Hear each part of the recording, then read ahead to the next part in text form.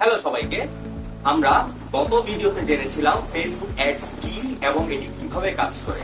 এই ভিডিওতে আমরা জানবো ফেসবুক অ্যাডস গোল কিভাবে আমরা সেট করব।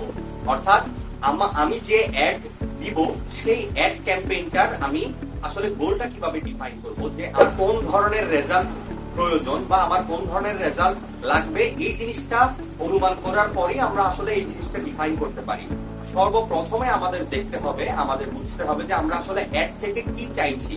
অর্থাৎ আমরা কি অ্যাড থেকে মেসেজ চাচ্ছি, নাকি আমরা ব্র্যান্ড ভিজিবিলিটি চাচ্ছি, ব্র্যান্ড অ্যাওয়ারনেস চাচ্ছি, নাকি আমরা বিক্রি করতে চাচ্ছি, নাকি আমরা ওয়েবসাইট ট্রাফিক চাচ্ছি।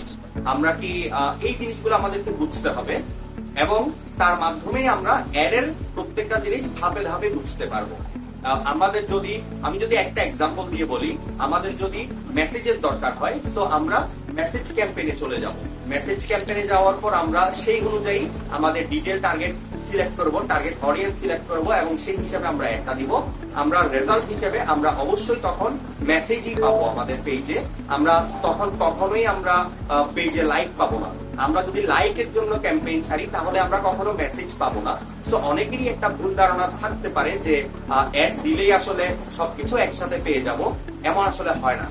আমি যখন আমার গোল সিলেক্ট করব যে আমার মেসেজ দরকার, তাহলে আমাকে শুধু মেসেজই এনে দিবে ফেসবুক। যখন আমি লাইকের জন্য সিলেক্ট করব তখন ফেসবুক আমাকে শুধু লাইক এনে দিবে। এই জিনিসটা আসলে আমাদের বুঝতে হবে এবং প্রত্যেকটা অ্যাডের জন্য আলাদা আলাদা কিছু গোল থাকে, সেই গোলগুলো আমাদের ডিফাইন করতে হবে।